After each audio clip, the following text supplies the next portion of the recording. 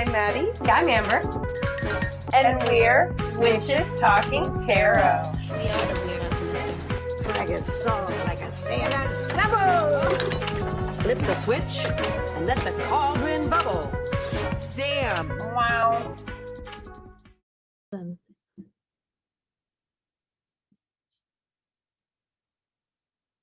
Hey everybody, I'm Amber. And I'm Maddie. And we're Witches Talking Tarot. And today we are talking about two of our beloved beverages in what seems might become a new series, in addition to Trace Trees, because only one of these is a tree, but we'll drink both of them. Today we're going to cover cacao or cocoa trees and mint, the plant, also known as mentha, or originally known as mentha, but anglicized as mint. I actually I'm love so the idea of the excited. beloved beverages because I'm like, this is an excuse for us to get together and make a fucking beloved beverage.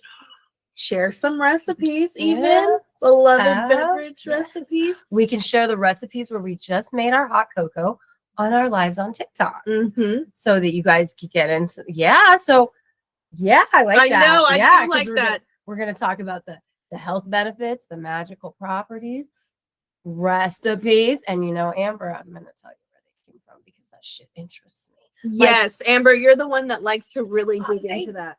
So it's so interesting to me because, so the mint plant, Mm-hmm. the seeds from mentha were found with human civilization stuff as long ago as 5 million years in the Pliocene or Pliocene, not Pleistocene. Really? Yes, that is how long we have been utilizing the benefits of this plant. The amount of cancer fighting compounds in mint amazed me. Mint is my go-to. I love mint tea. I love mint cocoa.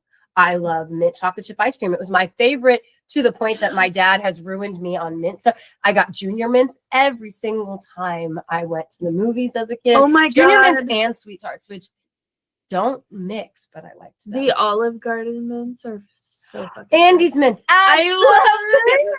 Oh my God. Have you ever had cookies made with Andy's? no, crushed up but it Andy mint? sounds fucking delicious because So I love good. Andy's mints. But the thing So about mint good. is it's not just sweet. You can also have it savory. I Mhm. know some people eat it with lamb if you Yep. eat lamb. Yeah.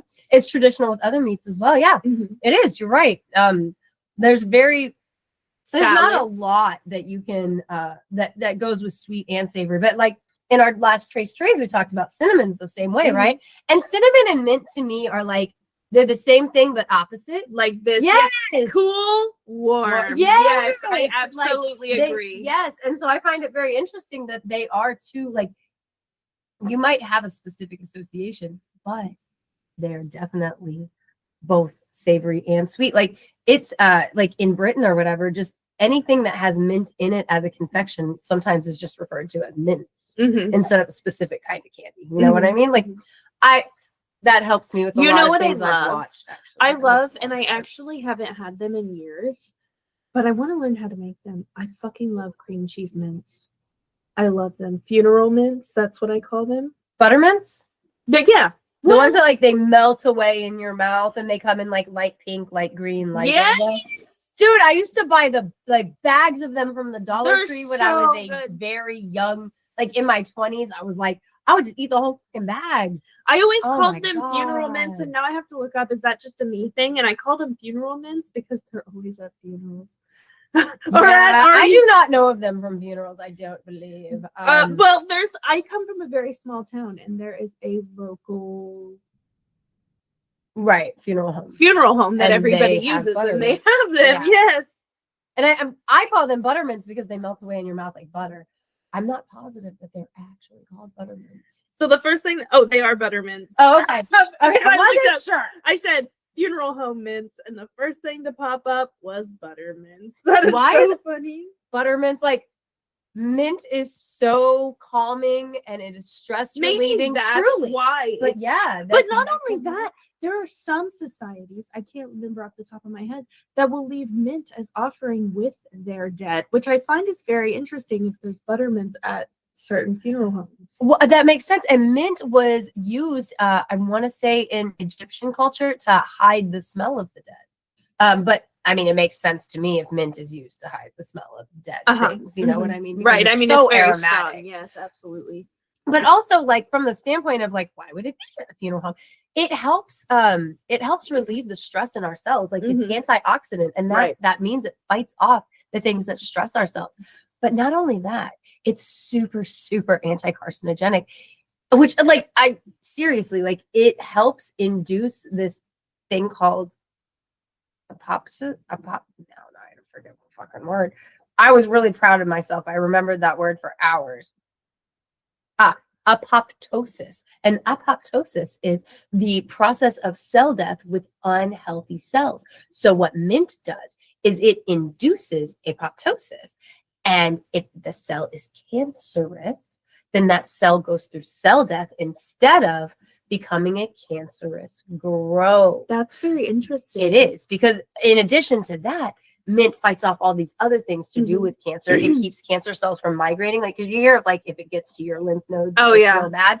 Mint fights that naturally. Like mint is like, I didn't know the amount of health benefits associated with mint. I know of it like for oral hygiene and stomach issues for the most part. Well, mint is often put in like wellness tea. Yes. You know, it is great absolutely. for gastro, like all sorts of that. Absolutely. I just had no idea about the cancer stuff. Like, No, I didn't know how I'm good at fighting though. cancer. I'm honestly I'm not surprised either. Now, do you know where the first mint originated? Do they know? Mint originates. Oh, I did read that, but mint originates. Let me find it.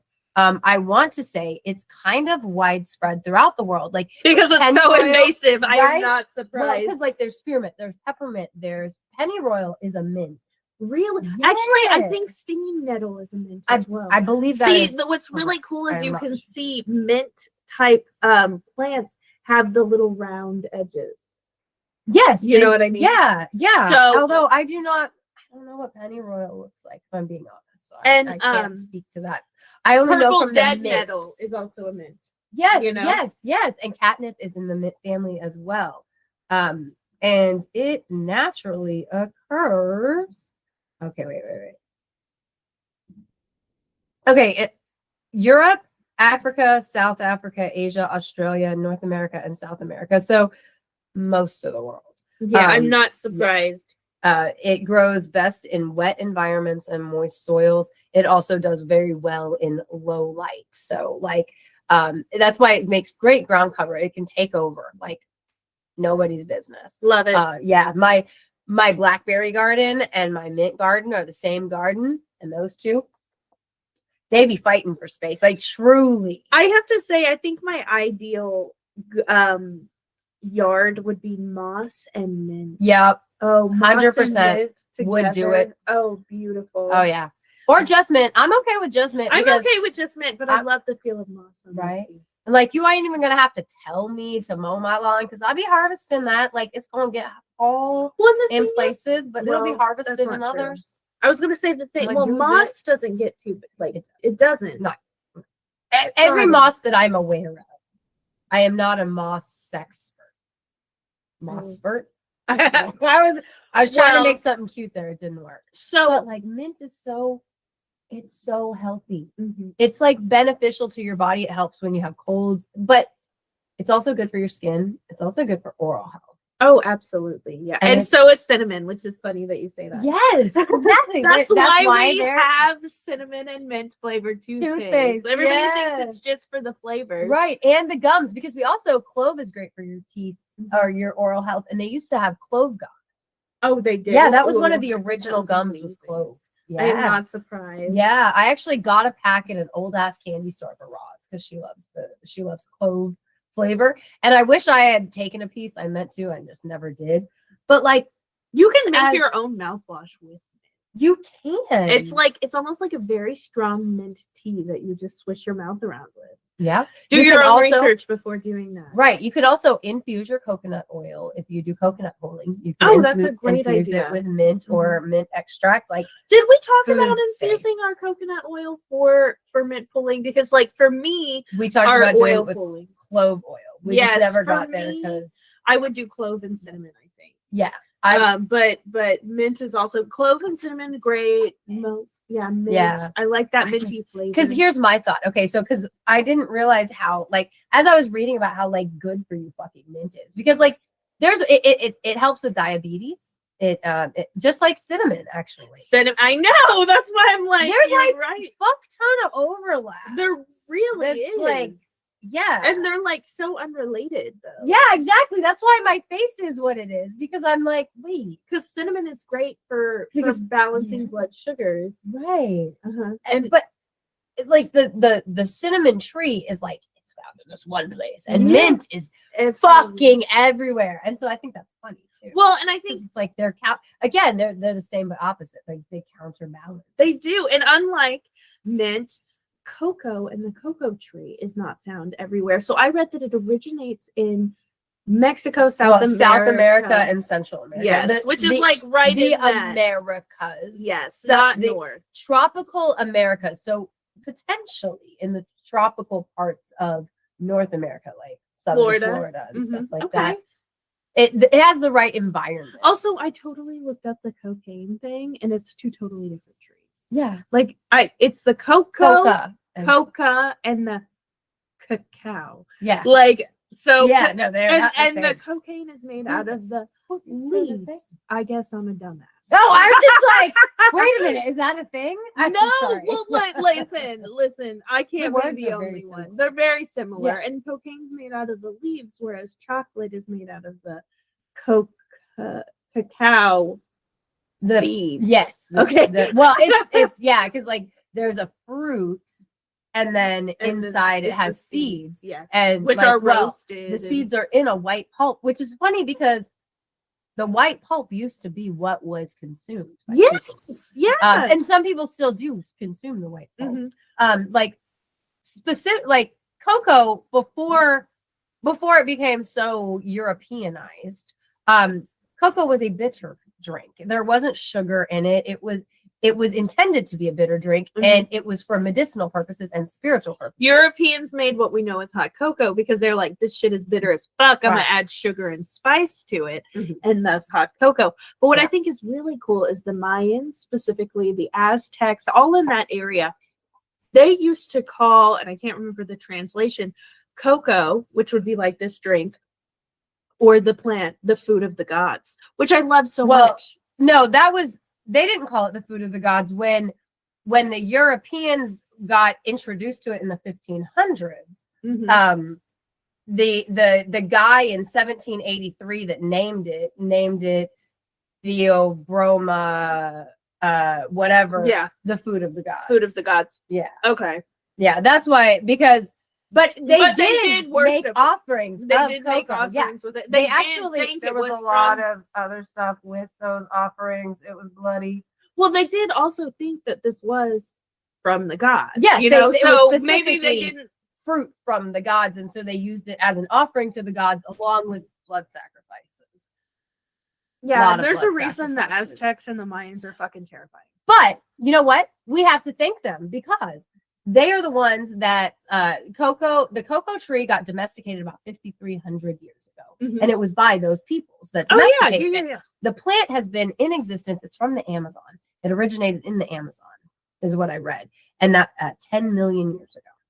So like it's like an ancient ass tree. And it's actually really sad because I was reading that no longer is Central America and South America the like top like importers of chocolate, but it's now, what is it? It was like I don't know. I just know that the Philippines, like basically where the British decided that they wanted to plant cocoa and grow it and make money off of it, those are the places that are the highest producers of cocoa for the world.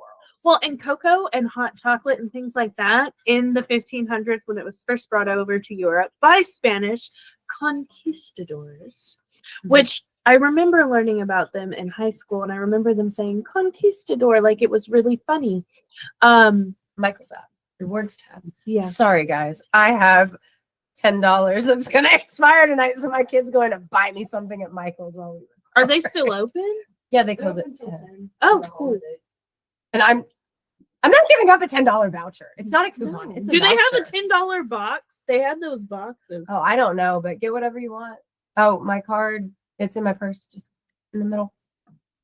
Conquistador. They is. weren't very nice people, but it's fun to say. Yeah. Anyway, so they brought over chocolate, and chocolate was very expensive. It was a good way to show one's wealth. Mhm. It was mostly shared with the elite and with princes and princesses and kings and queens. Poor people didn't have chocolate or know what chocolate was. And Or, I mean, they knew that it was this thing to be coveted. Like right. a cup of hot cocoa, if you were a little kid in the 1700s drinking this, you were a lucky bastard and you fucking. It wasn't even necessarily for children at Oh, first. not It was like it's an adult drink. Yeah. it's like 100%. you know what, it's still kind of an adult drink if you really think about it. It's very decadent, it's very rich. It's just lately, because of consumerism, people want to sell it to kids because kids like Yeah. chocolate. I mean, that's true. And like, so one mature tree, cacao tree, produces 1.1 pounds of cocoa puree. So, whereas, like, I'm not sure exactly where we. much. Yeah, exactly. Like So you say- back to our cinnamon and sandalwood and that whole, like, you know, in those episodes we talked about, like, accept the substitutes. Now there's not a whole lot of chocolate substitutes unless you're okay with carob, which it's not terrible. It's not terrible. I grew up eating carob because my parents were health freaks in the 80s. If you know, you know. I have to look this up. Carob. Because Carob, I've yeah. never had it, but it sounds I can't fucking believe- disgusting. Karob, Carob. It's from Greece. It's like a traditional Greek food, I believe, or a treat. But you know, there may not be substitutes, but Oh, it's because chocolate is so decadent, but an entire tree only produces 1.1 pounds of the puree needed to create the products out of cocoa. Maybe, you know, when we think about drizzling chocolate or coating it in chocolate, you know, maybe the drizzle is just enough for the purposes of the world. By 2050, I believe I read, the cocoa production that exists currently will not be enough to keep up with the demand of us people. And, you know, I like to think, because I'm idealistic, I like to think that if you're our regular listener, then you're the kind of person who understands that, you know, we have to kind of everything in moderation for the purposes of the world surviving humanity. But maybe, you know, maybe that's me being idealistic. So I'm just going to say it out loud. Like, think about it before you overexert yourself in consumerism or decadence. Like, an entire tree has to live like 20 years plus before it's mature. And then it only produces 1.1 pound like per harvest, which is like what, yearly? Makes me think of one of the 7 deadly sins.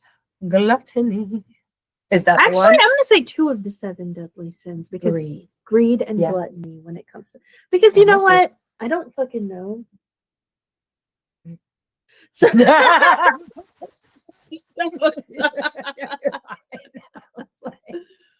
was just waiting to hear where we were going with this. Anyway, Because I agree. I already agree. it really does, like, I don't know this. You know, when I hear 7 deadly, it's I've greed, seen the movie gluttony, 7. greed, gluttony, lust, Vanity, vanity, anger, anger, coveting, right? jealousy. I guess. Something Sorry, like that. every time I hear the 7 deadly and then sins, I there's, think like, of Charlie and the Chocolate Factory. Which your brings- parents, disrespecting your parents or something. Is that a? I think that's one of the 7 deadly sins. Because in the movie 7, I feel like that was why the guy that got his tongue cut out, that's why he was chosen, because he was the I feel like that was his sin, was that he was a real shitbag to his parents, but I could be wrong. Pride, greed, wrath, Pride, not anger, envy, lust, gluttony, and sloth. Sloth, my bad. He was sloth. because he didn't take care of his parents or something. I just remember it having to do with his Well, parents. I do think. think of the 7 deadly sins when it comes to chocolate because immediately my go-to is Charlie and the Chocolate Factory, and each child represents a sin. You've got envy. Who the fuck is envy? I don't know. Oh, Charlie. yeah, Charlie Charlie's is envy. envy. Yeah. Charlie himself is envy. Then you've got gluttony, which is Augustus Gloop. I love Pride has got to be not Verma. Pride has got to be Violet. Violet. You're turning Violet. Violet? And then you've got Wrath, which would be I think Mike TV? I would think he's Sloth because he sits in front of the TV all day. Oh yeah. I just remember him getting so angry when he think didn't get Wrath- his way. Wrath is is Wonka himself, I would think. And then of course you've got that one bitch. Well, because wouldn't Grandpa be the sloth guy because he sat in bed and then Charlie won the golden ticket and he's like, I'll go with you. Never do mind love your me mom some- and dad who've been working their asses off forever. I love mean, I me love some this Charlie movie. in the Chocolate Oh, Factory. yeah. I read the book in school. It's my Easter movie. And nothing beats the classic. Classic Charlie and Chocolate Factory is the best, but the Johnny Depp version is more like the book. Like- Gene Wilder though. I know. I can't Yeah. do it. You Gene know. Wilder, like he was wild in that. He Dude, was like, his hair I was- refuse to. There were certain things where he's like, no, I refuse to do it that way. We're either gonna do it like this or I'm. They're not like let going you through the die." tunnel. He's like, not. What's he say? Like, my fear is growing, or Yeah, something. like so much of that was Gene Wilder. It wasn't written that way. It was him doing that shit. Oh, and it it's was so so fantastic. disconcerting. They were like, yeah, we're gonna put this in a children's movie. I Yes, we are. think I am going to be one of the. Well, maybe this is common. I don't know, but on popular opinion, I am not the biggest super chocolate fan. I'm not. So when I see the chocolate river, I don't immediately just want to swim in it like some people. No, I do. want to bite that fucking buttercup flower. Me That's what I too. want. Yeah. Or honestly, no. I want the I wanna you know lick the the thing wallpaper, that too. she's like scooping up. It's like a Oh, flower yeah. or it's like whipped cream type thing. My mouth is watering. Yeah. Love, but No, I want to bite that fucking flower. Would- like you hear that satisfying crunch. Like, sorry. I really I want an everlasting gobstopper. I want to lick the wallpaper. But I I feel do. I know. Berries. It's like Right. strawberries. Look at the head of a snowsberry. Fuck you. Dude, but for real though, like Oh, the chocolate, the part though, when Charlie takes a bite of the chocolate after it's been transported in like via the TV, that like satisfying snap of that chocolate bar, that gets me. I'm like, damn, that Like- looks good as fuck. I used to be the biggest chocolate fiend. Mm-hmm. I really did. My sweet tooth has like gotten smaller as I've gotten older. Mm-hmm. Mint chocolate though, that is still one of my. Oh yeah. I can't resist mint chocolate. Like back when I was still drinking regular coffee creamer, Mm-hmm. end of November, peppermint mocha was in my shopping cart. You know what I mean? Like, Right. I hear you. but like just like too much chocolate. There can be too much chocolate. There can. There I see can, these like- recipes and they're like chocolate cake and it's just drenched in chocolate and fudge. That and I is just- exactly why I gross to me. don't anymore. Because like that's where that there was a greed and time- gluttony comes yeah, in, it's you know? too decadent. It's yeah. Now, do things you can be like too the rich. cherries? Because I do be loving them. And some people say cherry they're way. cordials. Yes. Some people say they're too rich, they're too sweet, but I really like them. I want to like cherry cordials because I like the chocolate and the goo. I love the don't goo. like the cherry, right? Right. So like I know as a child there were several times where I bit the top off and like kind of like Drank the drank goo. the stuff and then like put it back in the box and my sister was like, Oh, "What I'd be the fuck?" fucking pissed. Oh my god! Imagine taking a bite into one. But like imagine hating like soft fruit and biting into that for the first I time and do being like, like- oh my god, what's in my chocolate? But like the goo part is very, It's so very good. good. Like, and you I know, wish I liked them. I just- chocolate pairs so well with fruit. I mean, It does. It really does. Orange Chocolate and pomegranate. Oh, I'm an orange. Oh, you don't? So My daddy used it's to a put giver. them things I in love our 'em. stocking. I Ugh. love them so Ugh. much. They look like oranges, but they're Ugh. chocolate, dude. Bleh. But like, Bleh. They make them chocolate- in mint. chocolate. Oh, they do. They do. Are they in the shape of an orange? That Yes. don't make no damn sense. It tastes good. Tastes good. But I do. I agree. always gave the orange away. I never fucking ate that shit. Chocolate and orange is great. I really love it. I also love chocolate and raspberry. Chocolate goes really well with like other things like cheese too. It does. Like, I was surprisingly. thinking that. Yeah, Yes, like- it goes really well with cheese. Yeah. Cheese pairs with some of the craziest things. It though. really does. It can be savory or sweet. Yeah. But yeah, chocolate pairs great, but nothing pairs better than chocolate and mint, except And- mainly chocolate and orange. Because Well, I do like chocolate. And what I like about that is from a magical perspective, right? Excuse me. You've got the prosperity and the good health with mint. Mhm. And I believe mint can also bring love. But with chocolate, you've got love and positive Passion vibes and and raised like serotonin. chocolate literally raises your vibration It at a does. spiritual level. So it takes you to the next level, but it can also improve your mood. Yes. But from a spiritual perspective, it truly elevates your vibration from within. You're ingesting that chocolate Mhm. and it elevates your vibration from within. And if you're ingesting chocolate with mint, and let's say you want that peppermint prosperity, Mhm. then you're elevating your vibe while ingesting prosperity. Your frequency is putting out that prosperity Mhm. when you ingest peppermint mocha. I'm sorry, like that's just fact. No, I love that. And I think that's a great way to have an excuse to head out to a coffee shop, not necessarily Yeah.